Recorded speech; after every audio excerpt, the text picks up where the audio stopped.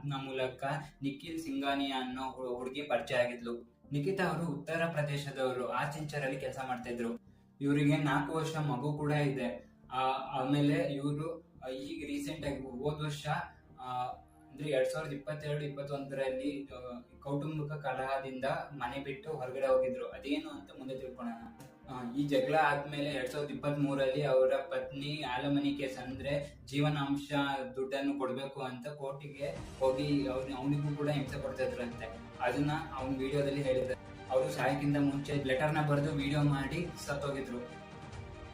ಮತ್ತೆ ಅವನು ಸಾವಿಗೆ ಶರಣಾಗಿದ್ದು ಸಡನ್ ಆಗಲ್ಲ, ಪಕ್ಕ ಪ್ಲಾನ್ ಆಗಿ ನಾನು ಸಾಯಕ್ಕಿಂತ ಮುಂಚೆ ಏನೇನ್ ಮಾಡ್ಬೇಕು ಅದೆಲ್ಲ ಆದ್ಮೇಲೆ ಹೇಗ್ ಸಾಯ್ಬೇಕು ಅಂತ ಪ್ಲಾನ್ ಮಾಡ್ಕೊಂಡು ಸತ್ತೋಗಿದ್ದಾರೆ.